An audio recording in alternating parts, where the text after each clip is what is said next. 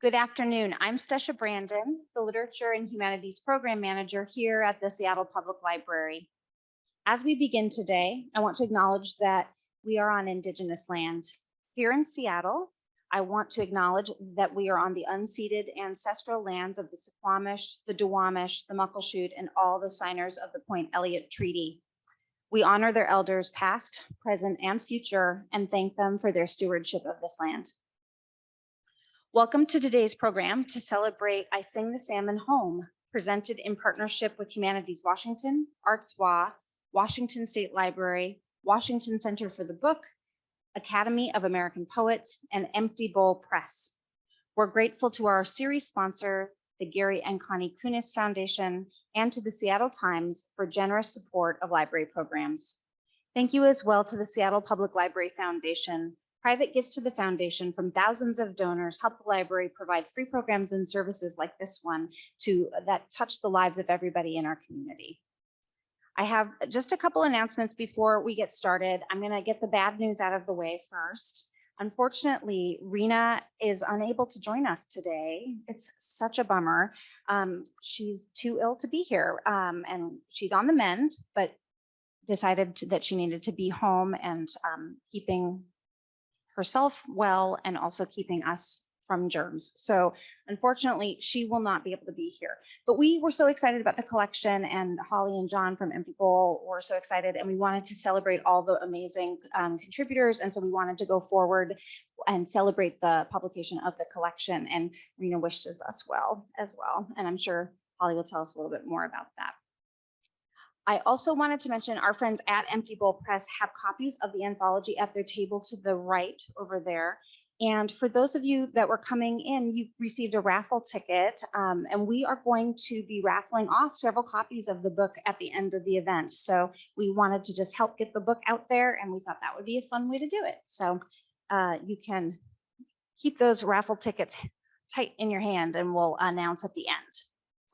If you need to exit the auditorium during the event, there is a door to your right there. It says Children's Center because it opens into that part of the library. If you need to use the restrooms during the event, you would go out that door, you would go through the lobby that way, and then down the hallway. It's a little awkward, but that's the quickest path. Finally, I wanted to mention that we are interested in hearing from you. Toward the close of the event, we are collecting the surveys that you received as you walked in. You can hand them to me or other staff, or you can pop them. There's a little holder for them on the table with the blue tablecloth as you're heading out. So now it is my pleasure to introduce Holly Hughes, who's going to talk about today's program. Holly J. Hughes is the author of 4 poetry collections, most recently Hold Fast. Her chapbook Passings received an American Book Award in 2017.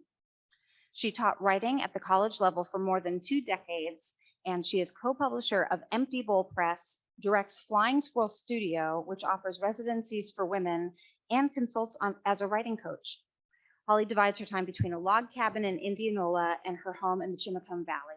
Please help me welcome Holly Hughes.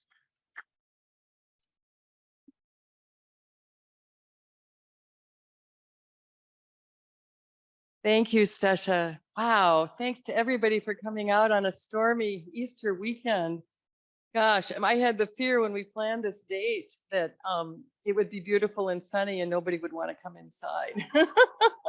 So, yeah, so as Stesha mentioned, I'm co-publisher with John, my husband over there at the table of Empty Bowl Press. We just took the reins of the press less than a year ago. So this is one of our first projects. And it's been a really powerful and satisfying project. We're really grateful to have had the honor of working with Rena Priest to publish this collection and many of these contributors' beautiful poems. I want to thank Stesha and the Seattle Public Library for hosting this event. This is such a great space. And I want to say a little bit about Rena. I did talk with her yesterday on the phone, and it was a really hard decision. She's very ill and clearly could not leave. And it was a difficult decision whether to cancel and reschedule or move forward with the reading. And Rena really wanted us to move forward with the reading. And so that's what we're doing. And because the contributors are here. We can still celebrate your beautiful poems.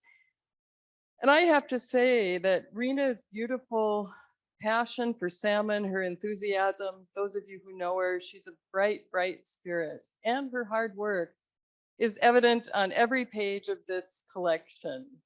And so we are celebrating Rena, even if she can't be here with us today. And I think knowing Rena, she's somehow tuning in with us. And with her permission, I will be reading from her preface. So her words will be with us today too. So I want to start out by just acknowledging the artists. One of the great pleasures of this book, it's always fun to look for cover art. And Rena found this beautiful piece that's on the cover by Joseph Seymour Jr. from the Squaxin Island tribe. And the name of the image is called The Run That Used to Be. And then if you can advance, let's see.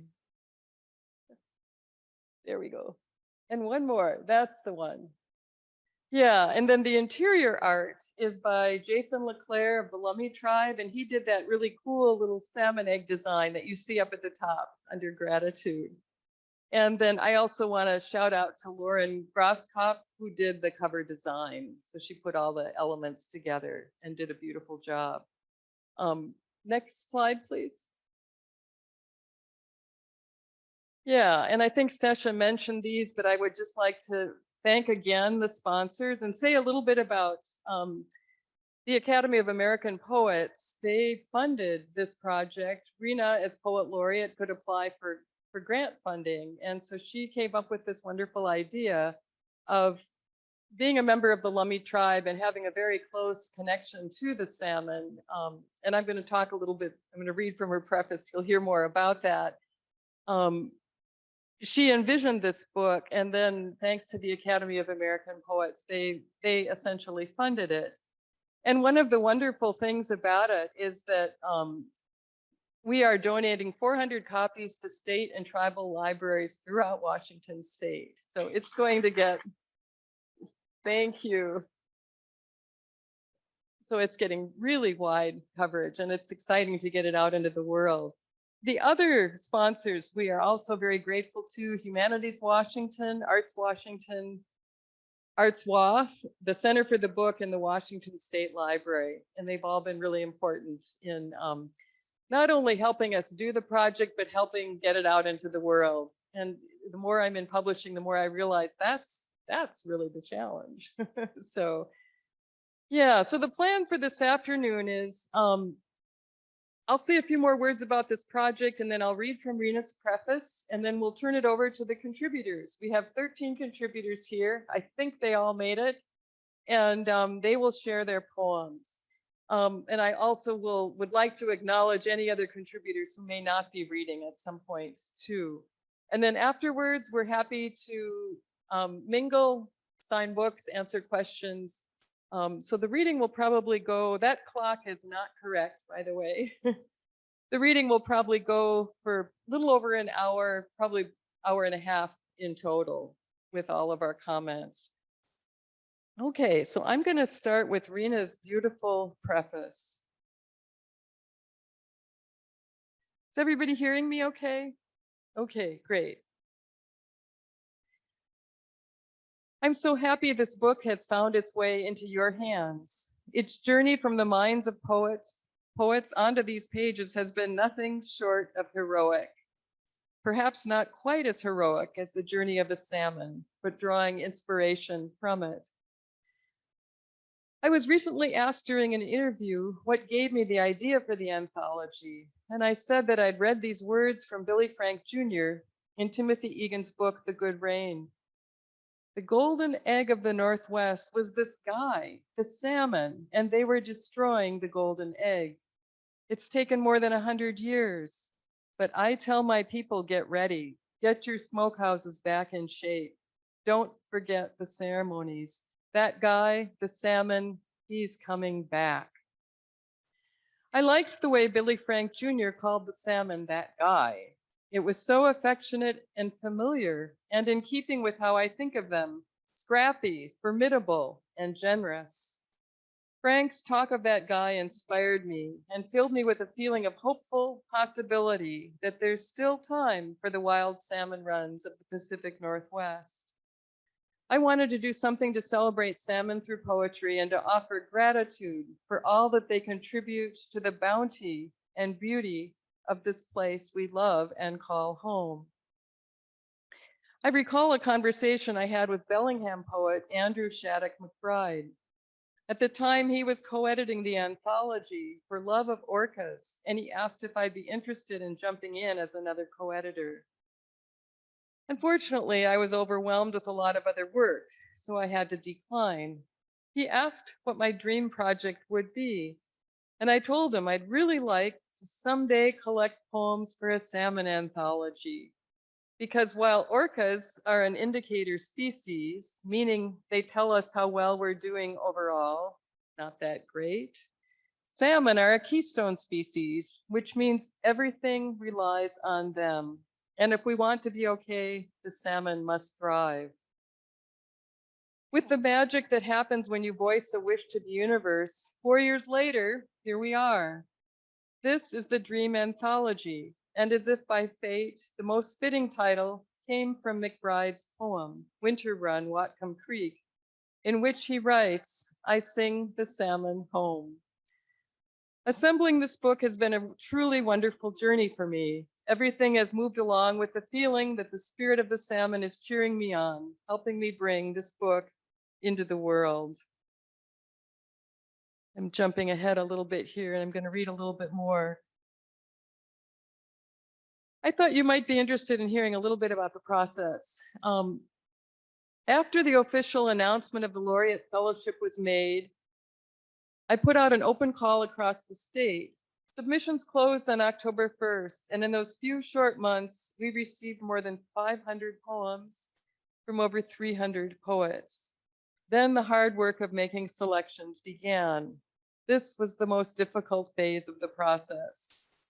So many wonderful works were submitted, it was hard to choose which would be collected. After painstaking deliberation, I delivered a table of contents to Empty Bowl Press on December 1st, 2022. It's been a beautiful adventure to which I am honored to have been called. It is my hope that the poems in this collection will carry into the hearts of readers a wish to preserve and protect the gifts of salmon bestowed by a beautiful living earth, that they will provide the spark of life to carry us into a new cycle. It is my hope that stitching together these poems will bond the poets in real life, as well as on these pages, that they may find and acknowledge each other in community, now and ever after. I was told that when we are called to sacred work, we can't say no, and we can never turn our back on it. The poets in these pages have answered the call and now are forever bound to it. They speak to the heroism of the salmon's journey. They rail against the dams and pollution that interrupt the blessed epic. They whisper hope and they console with gratitude. May their good work continue to sing the salmon home. So thank you, Rena.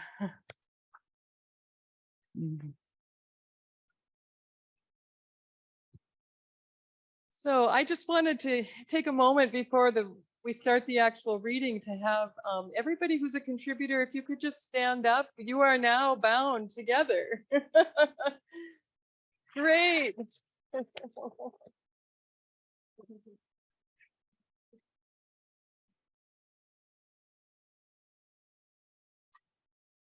Great. Thank you so much for being here. You know, Rena and I really debated about how to do the readings. You know, would we invite people? Would we let people volunteer? Of course, we're eager to hear all of you. I'm sure you're eager to read. And we decided to go with local. And so everybody within the immediate Seattle area was invited first, right? So that's who's at this reading. And then later when we read up in Bellingham, the Bellingham poets will have first shot at it. In Olympia, the Olympia poets get first shot at it. What it means is that we are planning to have a lot of readings and that hopefully we will read in your community too. And so thank you for being here to cheer each other on. And I love what Rena says about we are now all connected in this mission. And I know she means it and I mean it too. So I'm glad we are able to gather together in support of each other. So I'm going to read one more thing before I turn it over to our first reader. The quote that Rena quoted from Billy Frank Jr. We used a quote from Billy Frank Jr. as our epigraph, and I think it really sets the stage for this collection so beautifully. I'd like to share it. Billy Frank Jr. was chairman of the Northwest Indian Fisheries Commission for many, many years. And in fact, the column that he writes for the fisheries newsletter, I subscribe to it, and it's still called Being Frank, which I think is such a great name for a column. But he was instrumental in working with Native leaders and non-Native politicians. He was wonderful at reaching across divides. And so in honor of his lifelong dedication to protecting salmon runs and fighting for treaty rights, we're including his wise words. Here they are. I don't believe in magic. I believe in the sun and the stars, the water, the tides, the floods, the owls, the hawks flying, the river running, the wind talking. They're measurements. They tell us how healthy things are, how healthy we are, because we and they are the same. That's what I believe in. Those who learn to listen to the world that sustains them can hear the message brought forth by salmon. So again, that was with gratitude to Billy Frank Jr. And we did reach out to the Billy Frank Jr. Foundation for permission to use his words and have sent him a copy of the book as well. Okay, and I think that's it for my announcement. So we can move on to the readers. So the readers will each introduce themselves. They'll read one poem. You will see it up here so you can follow along. And in one case, it's really important to be able to see the poem, and you'll see which one that is. How the poem appears on the page is important. And so we'll start out with Pamela Hobart Harder. Are you here, Pamela? Yes, good, okay.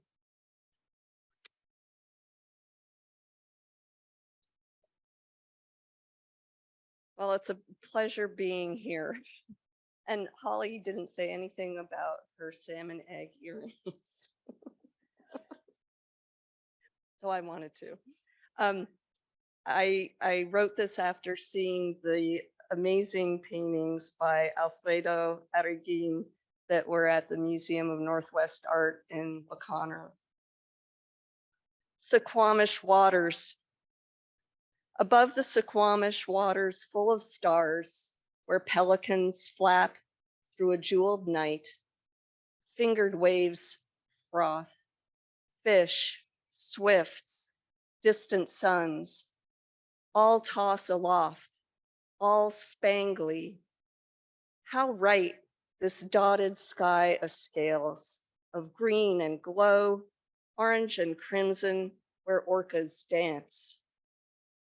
Every people, everything gleams crystalline, atomic, built of tiny other things we cannot often see.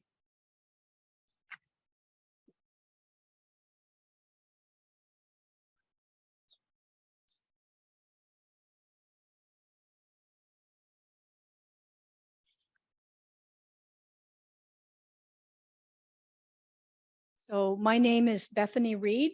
It's a real privilege to be in this book. Pamela had her fish pendant, so I just thought I'd say I have fish earrings.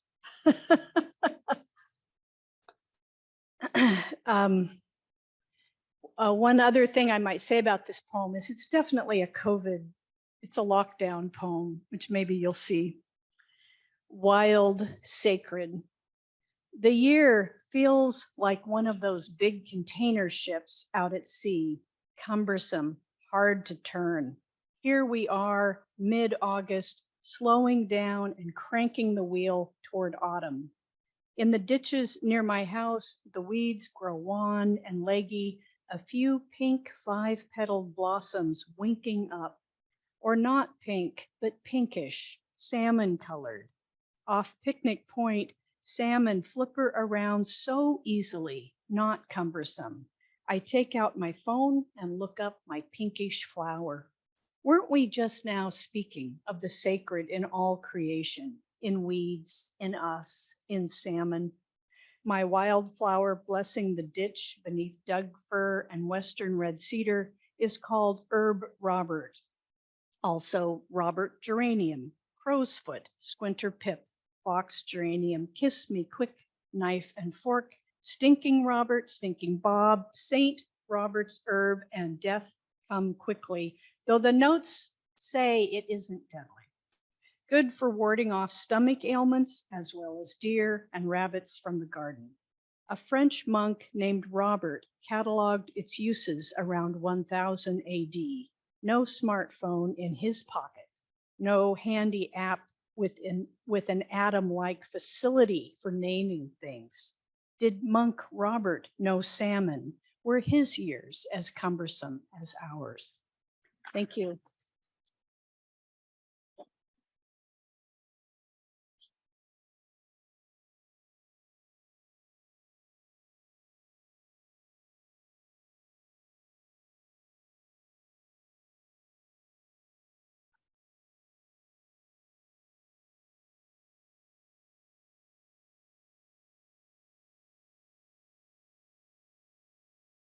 Them salmon fish is mighty shrewd.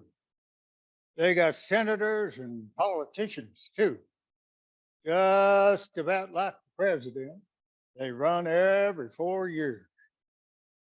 That's from Woody Guthrie's Talking Columbia. And this is called Salmon of the Man. Salmon in the heat of season attack shimmering rapids, cascades, cataracts, foaming, pearlescent rivers. In sunlight, they crash on watery boulders, flop into cold pools, regain, and do it again. Silver rocket bodies slap backwards, leap anew, briefly shine like speeding almond-shaped mirrors. Briefly brilliant, splash back, plunge forward, up toward their purpose. Again and again and yet again. That's like us, isn't it? Well, maybe sometimes. Few complete the journey. Fewer today than before. It's a tough trip. Hypocaustic seas, asphalt, combustion engine lead, arsenic, mercury, and copper leach into creeks. Forever chemicals from factories, pesticides, herbicides, fertilizers from the farms that feed us, and blockaded dams with hot reservoir waters. Still, some survive. Sockeye, coho, chinook, pink, and chum. They charge the rocky gauntlets, bears, seals, orcas, and humans. Drift fishing, side drifting, plunking, trolling, casting spinners, wobblers, spoons. We hit the shoals of life, you and I. Sometimes jagged and strewn, dashed dreams, our own, which we call revised aspirations. We abandon teen dreams, once reasonable, now preposterous, or so we decide. We don't want what almost impossible demands. Or so it seems when we find a pleasant pond, a good life, something stable and safe, like less endowed salmon, we end up in pools, riverside bars, lower elevation eddies in life's migration. Brando in the waterfront reminds us we could have been contenders. In small ponds, koi circle around, they don't pay no mind. My great-great-grandfather never knew whether his sperm survived. But Alexander the Great, hell of a salmon, that one.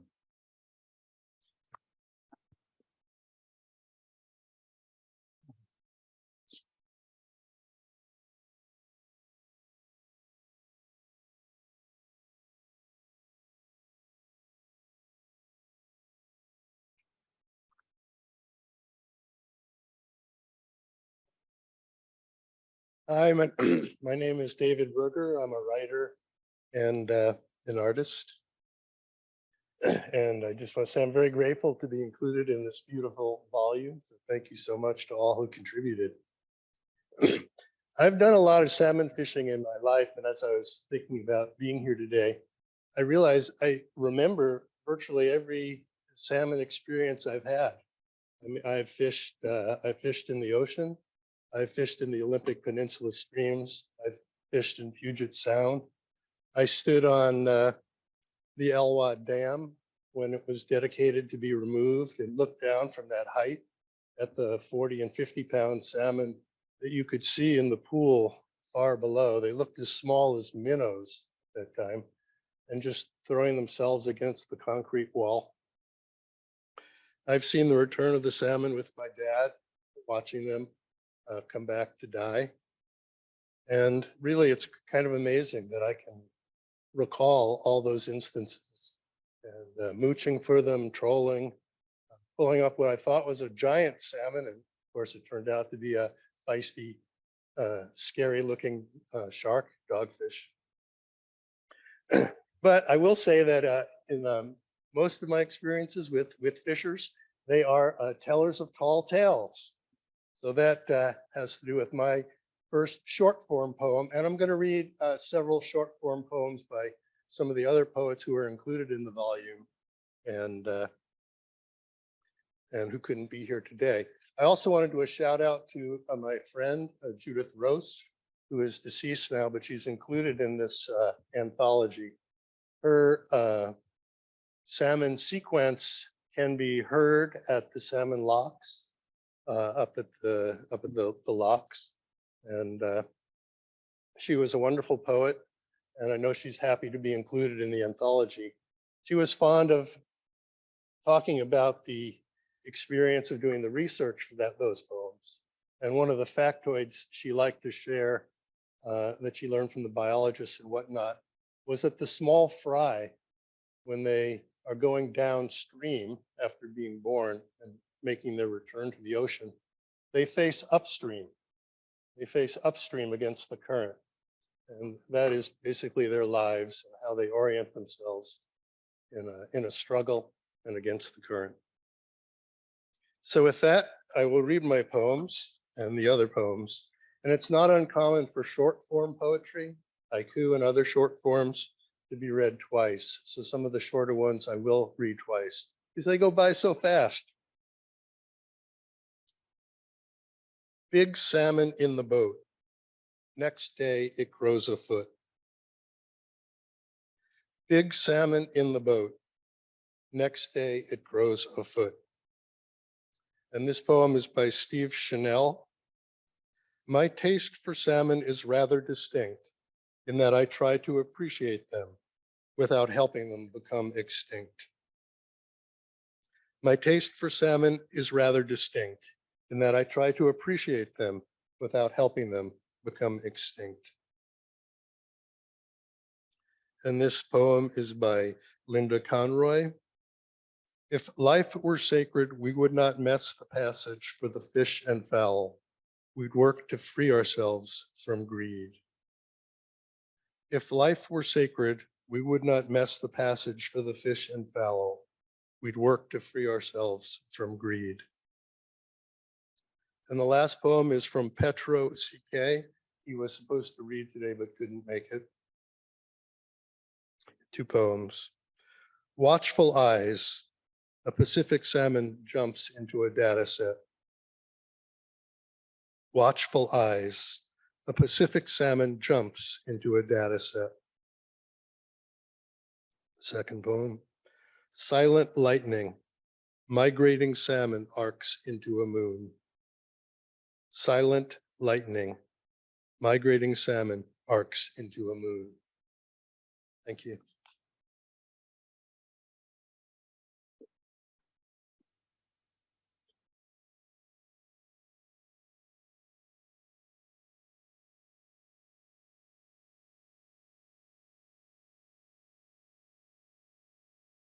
Good afternoon, everybody.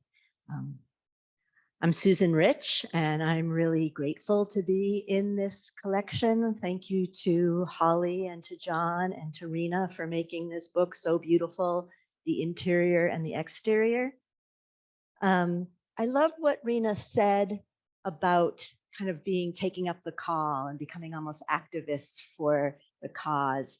And I was sitting here thinking, my most recent book, Gallery of Postcards and Maps, is out from Salmon Poetry. So if I needed a reminder that I should be doing some more work in the world on this issue, I think I got it. I grew up in Boston, Massachusetts, and I'm a little embarrassed to say this, but I really only knew salmon as bagels, cream cheese, and Lux. That was my connection to salmon, which was a good one. This poem, Food for Fallen Angels, is in the gratitude section of the book, and that feels right because I'm very grateful to be part of this. Food for Fallen Angels. If food be the music of love, play on. 12th night misremembered. If they can remember living at all, it is the food they miss. A plate of goji berries, pickled ginger, a pink salmon dressed on a bed of miniature thyme, a spoon glistening with pomegranate seeds, Russian black bread lavished with cherries so sweet it was dangerous to revive, to slide slowly above the lips, flick and swallow, almost but not quite. Perhaps more like this summer night, cohos in the lemon grove, a picnicker's trick of moonlight and platters, the table dressed in gold-kissed glass, napkins spread smooth as dark chocolate. If they sample a pastry, glazed Florentine, praline hearts, heaven is lost. It's the cinnamon and salt our souls return for. Lux on the tongue, the clove of garlic, fresh and flirtatious.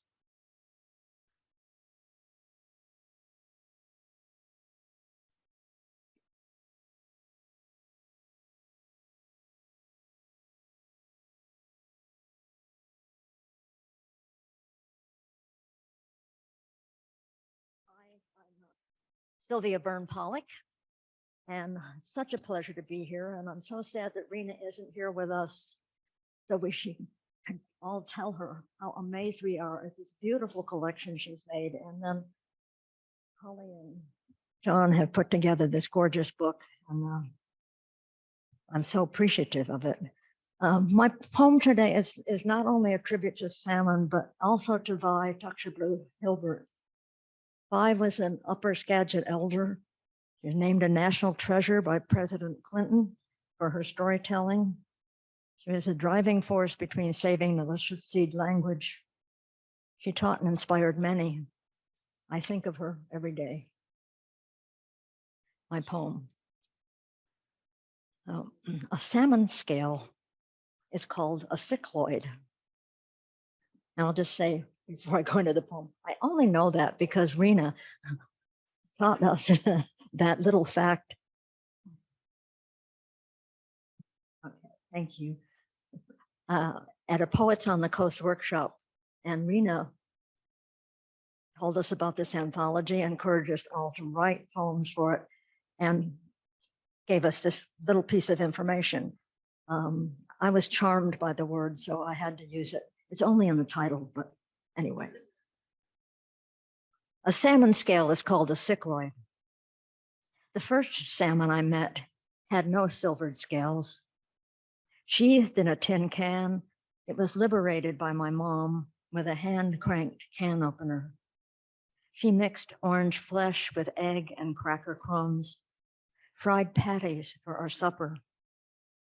Decades later, I moved from the East Coast to the Pacific Northwest, was shocked to see fresh caught salmon cheaper than hamburger. I marveled at heaped, no longer leaping, glistening bodies piled on ice at Pike Place Market. I learned to prepare this fish, and now, despite its beef eclipsing price, serve it at least once a week. So delicious, but never as good as salmon roasted over an open fire on an alder plank, served with salads and fry bread to celebrate Vi Hilbert's birthday each July. Memories of these feasts reverberate. Wind chime made of salmon scales.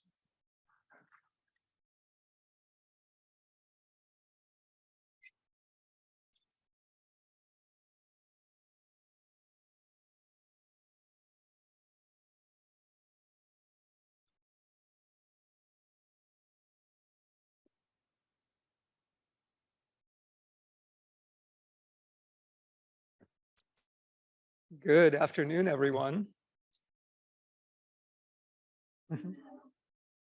It's great to see all of you out here this afternoon. Thank you to John and to Holly for this amazing anthology, and also for publishing this longish poem that takes up 3 pages in the anthology. Thank you to Rena and Absentia as well. I'm guessing this is the longest poem you will hear today, so let's get right into it. This is a poem about salmon farming. RAS stands for Recirculating Aquaculture System. And it's also kind of a poem about salmon jumping into data sets. Salmon circle the RAS tank until reaching market weight. 1. This is the miracle. This body, itself containing unfathomable pull of planet and birthplace, unnameable because words in which this wonder lived, which could tease apart the iridescent infinite in every scale, named differently salt from sweet, subjugated from survivor, are genocided to whisper, leaving us colonizer tongue, every vein and bone commodity, and to call this body limber or live or quicksilver would be to succumb to assimilation, which is scarcity of imagination, which is what colonization is, leaving us again without words, only bodies translating into flesh, the magnet of sky, bodies born to go home or die, fight the fight of this planet before us, all within this miracle circling and circling to our cage. This is the miracle, this panopticon, this recirculating aquaculture system, this end state of our evolution, this sky-eating drum too small to satisfy endless hunger, this nature humanized, bodies packed in, no inch wasted, currents to swim against, our artifice, white light so bright their eyes evolve smaller with each generation, waste flushed into river, salinity calibrated to life stage, perfect as bodies who journey only to the same single riverbed to die, because we too demand perfection in our prey, demand nothing less than perfect bodies to consume, feed deconstructed fish to other fish, because they were the wrong fish for our perfect tongues. They kept escaping. So we hardened the cage as we have practiced for centuries to do. And now, behold the miracle, the hawk grounded, the lion tamed and farmed. This miracle, mirror world in oily sheen, our image. 3, in bionic irises. The miracle is not fish that shrinks ocean, not tank that magics meat machine, none of these, but the algorithm that perfects this system, choreographs this dance, creates the optimal cell, mimics currents so real we believe the fish believe as they circle and circle, as we believe in the algorithm that deifies the data doubles of us. And each fish too has a data double that circles and circles its digital tank, where nothing cannot be known, where the algorithm makes no small mistakes, just exponentializes till detonation, till intelligence overrides intelligence. A fish's body overrides our own body. Override, override, override. As data doubles surrender, stare into fluorescence so bedazzling they forget the data double of a planet is not itself a planet.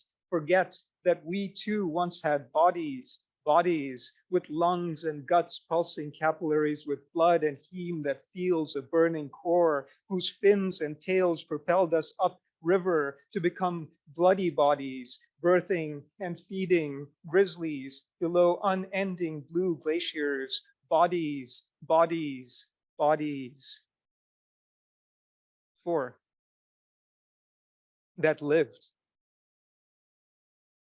bodies that served, bodies fit for the end.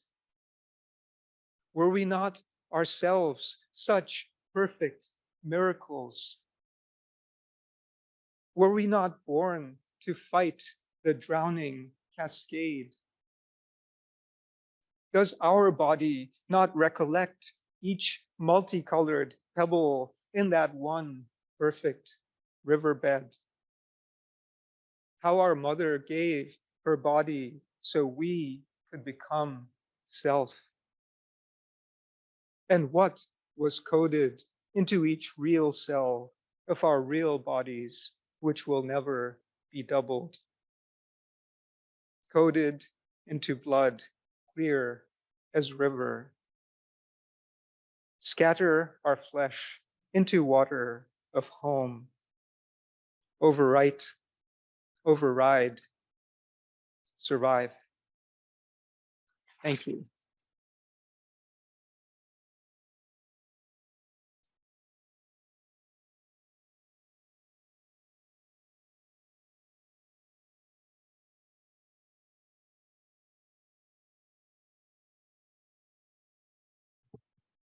Hi, everyone. It's so great to be here. So many other wonderful poets.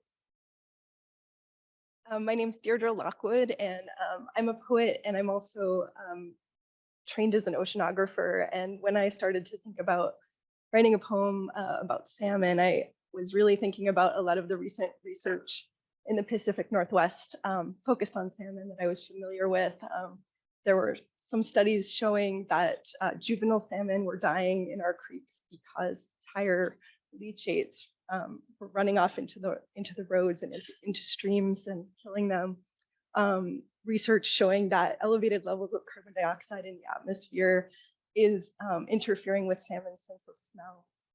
And finally, more positively, the enormous return of salmon to the Elwha River after the dam removal.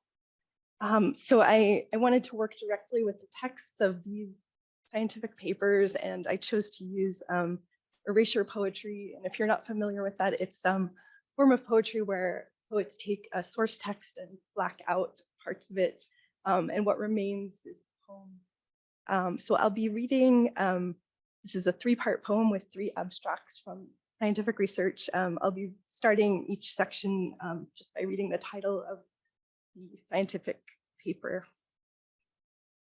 3 salmon redactions. Redact from Latin redigere, to bring back or to reduce.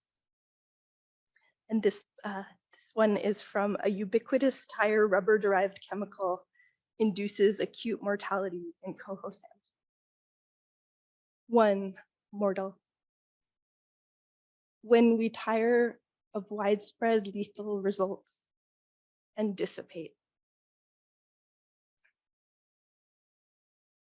This second one is from elevated CO2 impairs olfactory mediated neural and behavioral responses and gene expression in ocean phase coho salmon. 2, home scent. Once homing back to the press of current, we voided skin to dance, sure in rosettes of neurons that sing of ocean. And this final one is from Reconnecting the Elwha River, Spatial Patterns of Fish Response to Dam Removal. 3, Elwha. A field of fish, continuous, abundant, rapid, Chinook, coho, sockeye, pink, chum, winter, summer, runs upstream, reconnecting nearly.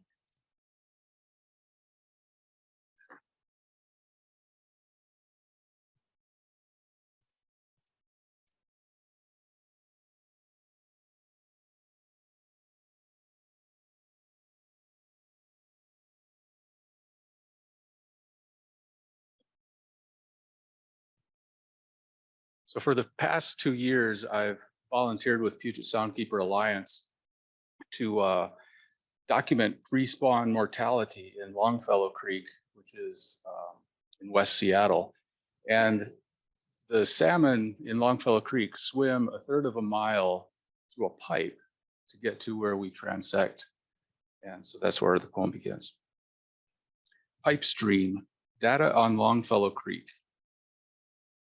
Puget Sound terminals, or Pacific terminals, Puget Sound freight lines, Terminal 5 train tracks, West Marginal Way, Vane Brothers Shipping Company, Nucor Steel, old cars and broken trailers lined up in October rain.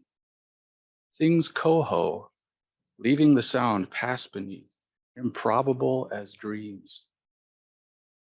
The graded pipe receives the creek you transect. You walk upstream, sometimes with those who emerge to throw last life at the beaver dam. Waiting, waiting, angling for purchase on the mud banks, tangled in beaver-felled maples and alders, you rethink, double back for a clear path. In the pool beyond the sluice rest 3 bodies, pinks and skies and seas, stippled green. You reach in for the gray lost saturation. You measure sudden death. Note the wild adipose fin. Cutting in, you fold back the belly with careful, cold fingers. All the red in the world spills onto the sand. Pearls worth everything and nothing. Yet today, 3 coho dance a new red. Each twist, each opening gill racing 6 ppd quinone from your car tires, flowing deep into their every fiber. Rain starts again. Upstream from the pipe, Tom will dip a camera into a pool and see a shadow of new life thinning under the cut bank. Downstream, blue tarps on trailers next to rusty gas grills, yellow dump trucks and muddy payloaders, piles of mangled rebar, tracks laid on sleepers, boxes addressed and waiting, ships heading out to sea.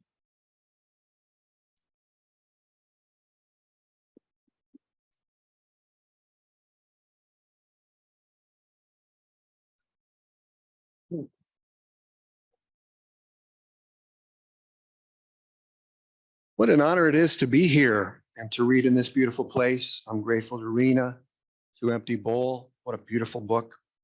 I live next to a salmon-bearing creek called Doak Wookwad in Lachute Seat, or Mapes Creek in Rainier Beach. And I wrote this poem as part of the last Poetry Postcard Fest. So that's why the postcard is up there. I made the postcard too. Kind of looks like a ghost fish up there, which is not what I intended, but it kind of works out. And an homage to Freeman House, who we'll be hearing about from Empty Bowl in the near future, I understand. Voluntary Hallucinations, written to Valerie Reynolds in Tucson, Arizona. Listening to running water is a quick route to voluntary hallucination. Totem salmon, Freeman would call it, bioregional canary for watershed health. Orca food. In the future, we might regard Columbia River dams as voluntary hallucinations, as were the Elwhas, and then to remember to put the bones of the first fish back. Brothers, study protocol.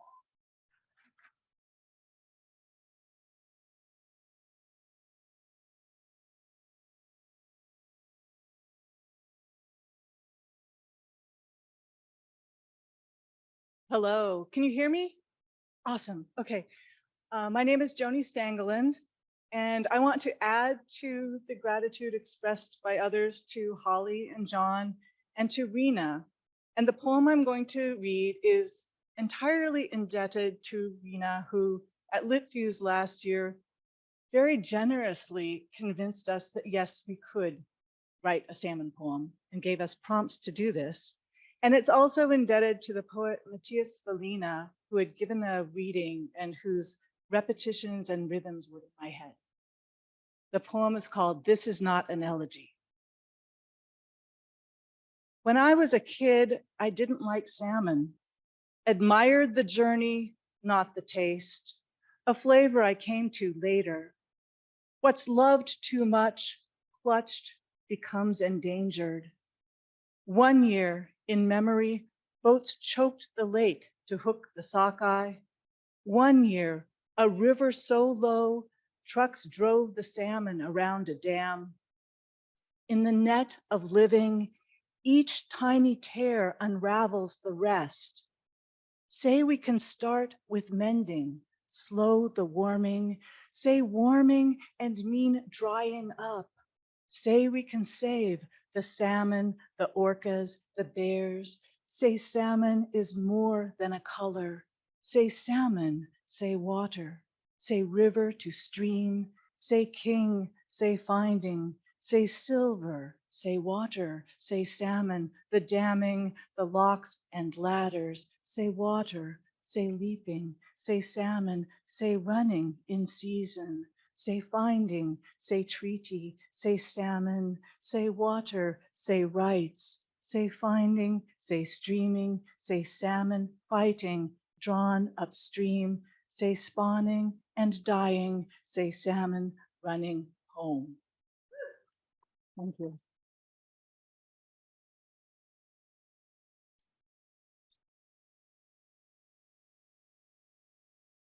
Oh, hi. This is a really hard act to follow. I mean, all these poems, but Joni, that was beautiful. It's wonderful to be here. My name's Martha Solano. Thank you to Empty Bowl. Thank you to Rena. Thank you, all of you, for coming. You have better things to do, probably on a Saturday afternoon, so I'm grateful you're here. In my poem, in a font called Avenir Book. Not just my cat, and when I say these weird sounds, it's the Stellar's Jays call and alternate call, just to gloss that.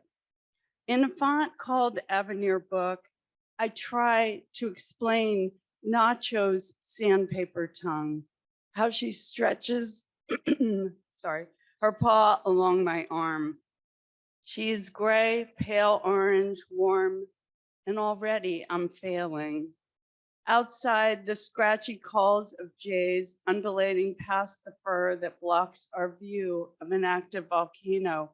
It's not dormant. Its vents release steam. The inevitable landslides that will bury Enumclaw and Sumner. Its ash once again reaching Puget Sound. The font says, Shek, Shek, Shek, but it's rakier, squawkish.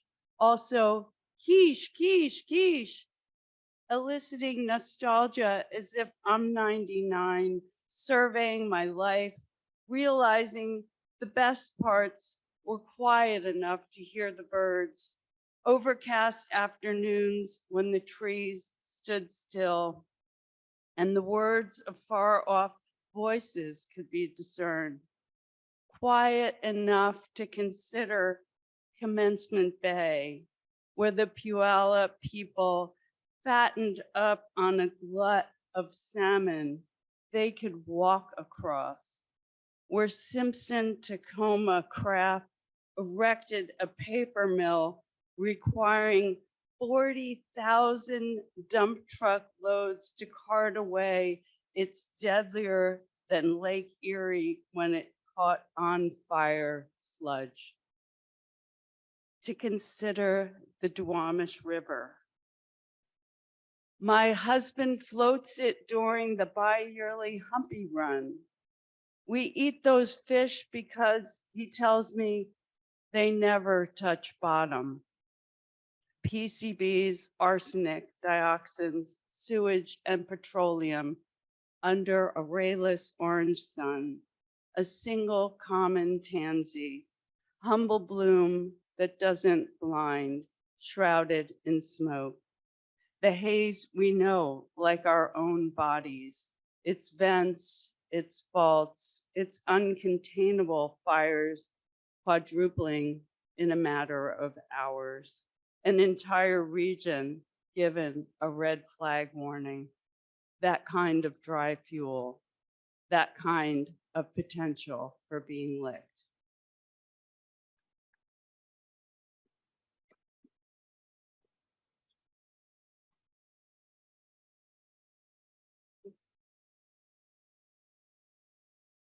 Thank you. It's great to be here, and I repeat the thanks. And I think it's really hopeful for change as things are changing, hopefully in time. So I'm Priscilla Long, and this is Memo to the Columbia River. You are a domesticated dragon, your violent rapids flooded, calmed, your fishing cliffs drowned, your salmon ground up in turbines. You are a long tongue reaching for the sea, where you return to turmoil and treachery, your roiling currents rocking the bones of drowned sailors. When we who tamed you are gone, some say extinction for us within 100 years. It's true. May you destroy your dams. May your waters flash and sing once again, your salmon teem and spawn high in your highest reaches. May Roosevelt Lake, with the irrevocable power of water, breach Grand Coulee Dam, return the sacred fishing grounds to the gods.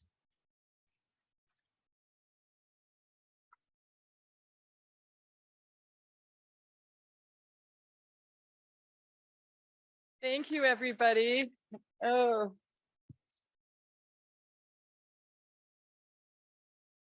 That was wonderful. I'm going to just read one little paragraph from my introduction, and then we'll have another round of applause. But I wanted to make a couple announcements before I turn it over to Sesha. In my introduction, I end with a paragraph that just seems like it might fit here. Weaving through all these poems is the indomitable spirit of the salmon, heading upstream against all odds. May we make the hard choices needed to ensure that they survive and thrive. May the words so beautifully gathered here sing the salmon home for centuries to come. So thank you to the readers. Thank you. Let's clap loud enough so Rena can hear us.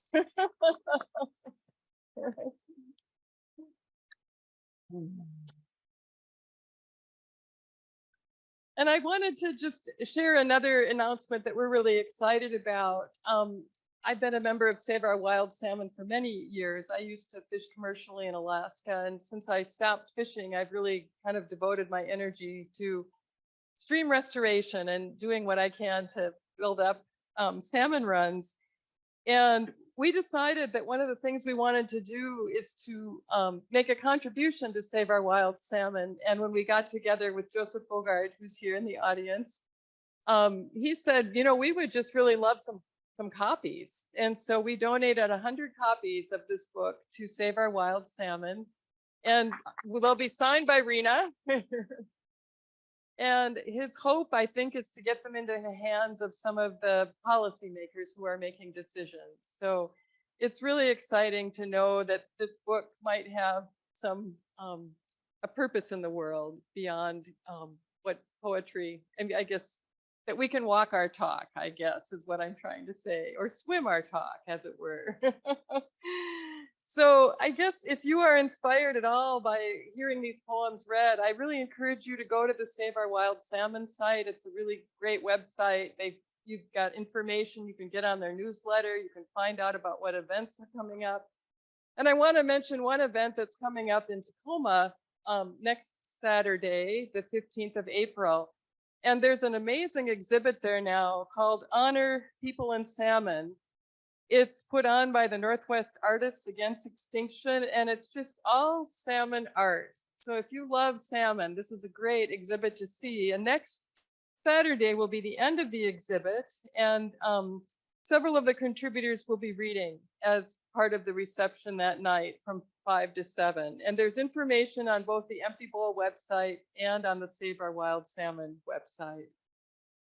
So with that, yeah, Sasha, should we take a few questions, do you think? We're a little bit, we have the raffle, that's right. No, let's do the raffle then. Thank you.